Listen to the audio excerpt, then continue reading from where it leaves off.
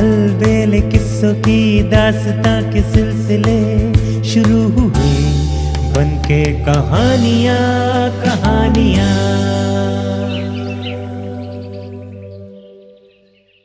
आइए सुनते हैं आज की कहानी भोले सेठ का चतुर मुनीम। सेठ भोलाराम यथा नाम तथा गुण थे। खानदानी जमीन जायदाद और कार व्यापार था उनके पास।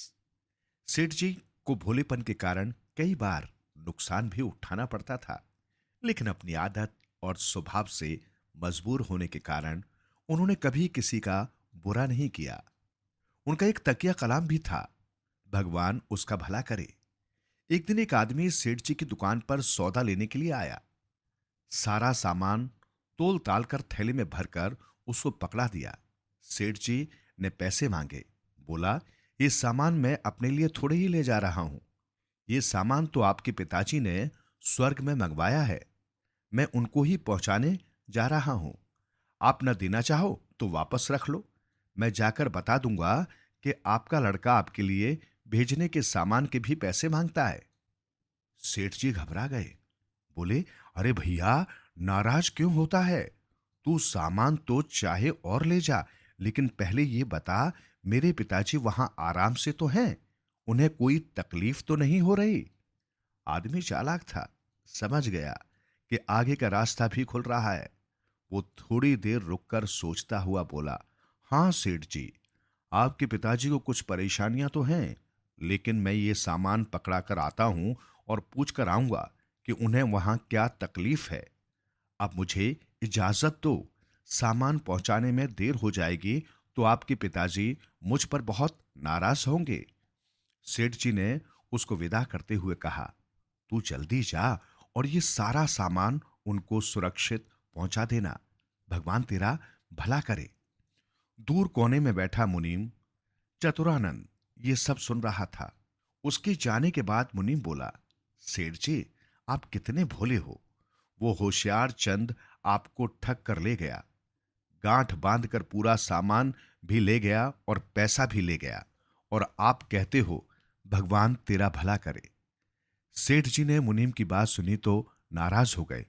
वाह जी वाह, अपने पुरखों के लिए काम करने वाले को आप बेवकूफ बता रहे हो। मैं अगर अपने पिताजी के लिए काम करते हुए बेवकूफ भी कहलाऊं तो मुझे कोई दिक्कत नहीं है। मुनीम समझ गया, सेठ जी अपने पिताजी को लेकर भावुक हो रहे हैं। उसने कहा, आप अपने पिताजी के लिए काम करें, उनकी याददाश्ती के लिए इससे पहले भी आपने कई अच्छे काम किए हैं, हमने कभी रोका है? अब वो वापस फिर आएगा और आपको ऐसे ही ठग कर ले जाएगा। सेठ जी ने चतुरानंद से कहा, बात तो तेरी ठीक है, लेकिन अब तू ही बता, मैं तो उसे इनकार नहीं कर सकता। अगर वो दोबारा आएगा और पिताजी के नाम से फिर सामान मांगेगा तो मुझे तो देना ही पड़ेगा। मुनीम बोला, चलो कोई बात नहीं, अब की जब वो सामान लेने आए तो सामान देने से पहले आप उससे मेरी बात करा देना, उसके बाद ही उसको सामान पकड़ाना। सेठ जी इस बात के लिए सहमत हो गए। 6 महीने बाद वही आदमी फिर आया। आपके वो सेठ जी के पास आते ही बैठकर जोर जोर से रोने लग गया।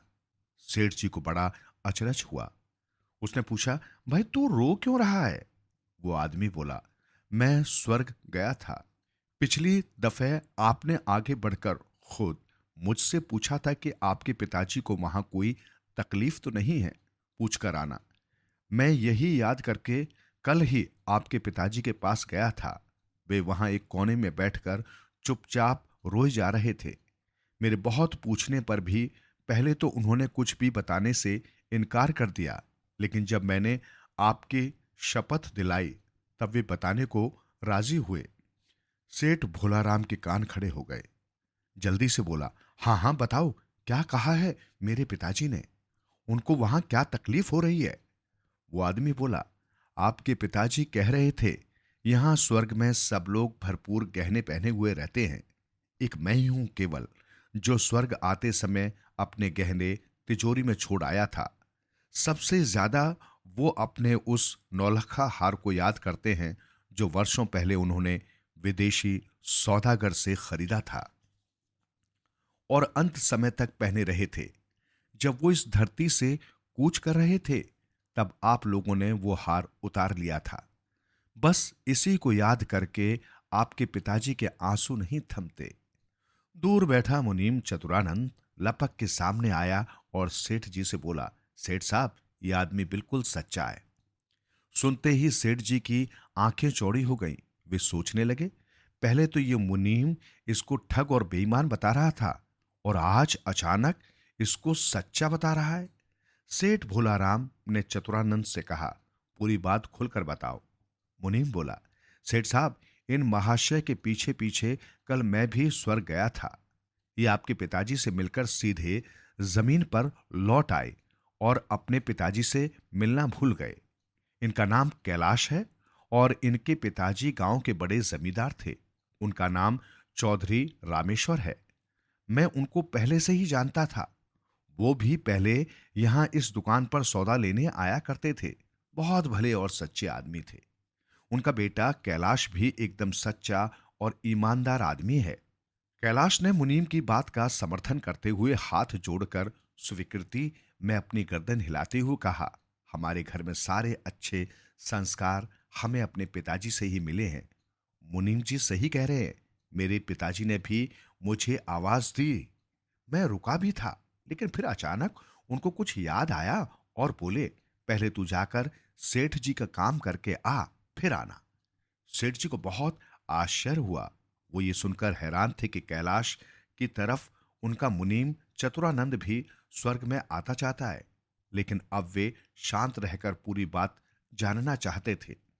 मुनीम ने अपनी संदूक खोली और बही खाता दिखाते हुए कहा, महाराज, जब कैलाश अपने पिताजी के कहने के बाद भी स्वर्ग में नहीं रुका, तो मैंने उनसे पूछ लिया, बताओ आपका क्या काम बाकी है। कैलाश के पिताजी ने आंखों में आंसू भरते हुए कहा, मैं सेठ भोलाराम की दुकान से 5,000 रुपए का सौदा लेकर गया था, लेकिन उधार चुकाने से पहले ही मेरे प्राण निकल गए।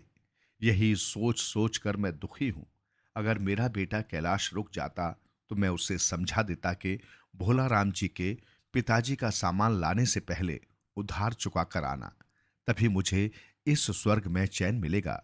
इतना कहकर मुनीम ने बही खाते आगे सरका दिए, जिसमें कैलाश के पिताजी के अंगूठे के निशान के नीचे उनका नाम लिखा हुआ था। कैलाश ये सुनते ही ताव खा गया। ये सब झूठ है। मेरे पिताजी ने कभी कोई उधार लिया ही नहीं था। तभी मुनीम चतुरानंद बोला, तो फिर ये सही कैसे हुआ?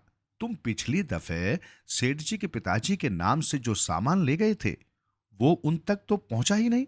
मैं खुद स्वर्ग में जाकर बड़े सेठ जी से पूछकर आया हूं। कैलाश चीखता हुआ बोला, सेठ जी, आपका मुनीम मक्कार और झूठा है। कोई आदमी जीते जी स्वर्ग कैसे जा सकता है? और जो आदमी स्वर्ग चला जाता है, वो वापस कैसे आ सकता है? कहने को तो कैलाश ने गुस्से में सब कुछ बड़बड़ा दिया, लेकिन इतना सुनते ही चतुरानंद हंस पड़ा। मुनीम बोला, मैं भी स्वर्ग वैसे ही जा सकता हूं जैसे तुम जाकर आते हो। कैलाश को अपनी गलती का एहसास हो चुका था। उसने कान पकड़कर क्षमा याचना करते हुए सेठ जी से कहा, मुझसे गलती हो गई, मुझे क्षमा करें। सेठ भोलाराम के चेहरे पर मंद मंद मुस्कुराहट फैल गई। उन्होंने हाथ उठाकर इतना ही कहा, भगवान तुम्हारा भला करे।